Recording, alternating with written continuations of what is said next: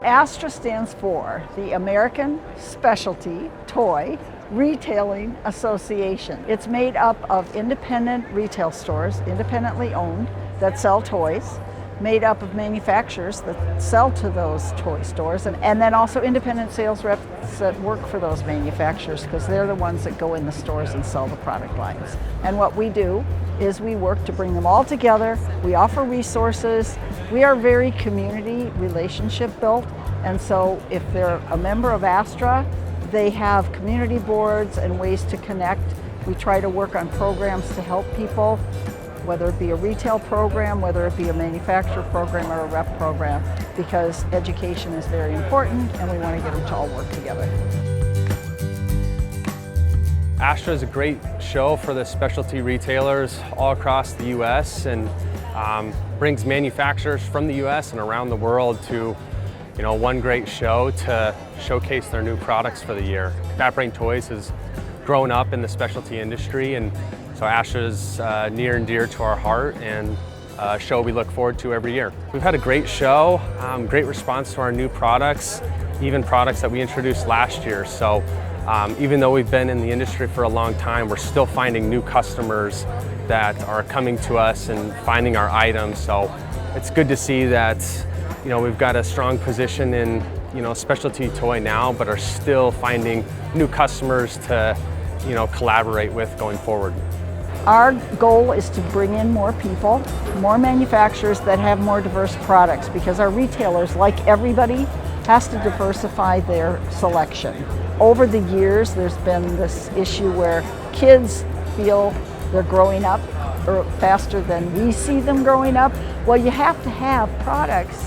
You can't just stop if 8-year-olds don't want to come in anymore. And statistically, in 2034, there will be more people over 65 than under 18 in our country. So toy stores have to think about that and increase their selections to appeal to older as well as younger, and even other things like gifts. And so we're looking at expanding what we can offer at our show too, to meet those needs of our retailers. And we just want to also offer more resources for all our members.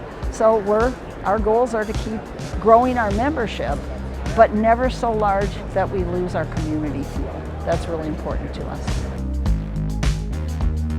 This holiday season, the tariffs are a challenge. There's price increases, and just naturally things are more expensive to make no matter where you're manufacturing them. So we're trying to be competitive within the market, but also try to make products affordable for our customers. So it's kind of a hard balance to always to find, but we're doing our best, and we think we'll have some really good offerings this Christmas. If we can get the product in, the holidays won't look that much different. Prices will be higher, because even at 30%, it was 0% before. But even at 30%, it's not China that's paying that. The manufacturers have to pay that when it comes into the port, and they can't totally absorb the 30%, so then retailers will have to raise a little, which means consumers will have to pay.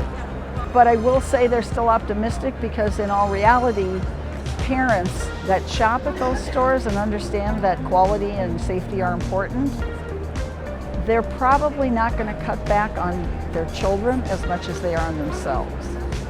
So I think other industries are going to suffer a little bit more that still have the tariffs. Where it affects us is 80% of our stuff comes from there. So they're trying to be optimistic, but I think the biggest thing they're doing is working and talking to the vendors to see how they can partner together to absorb these costs together, so that they can still offer things to the consumer that aren't outrageously priced. So they're trying to be optimistic. It's just, I think their biggest concern is we don't know. How can you plan when you don't know? That's the problem.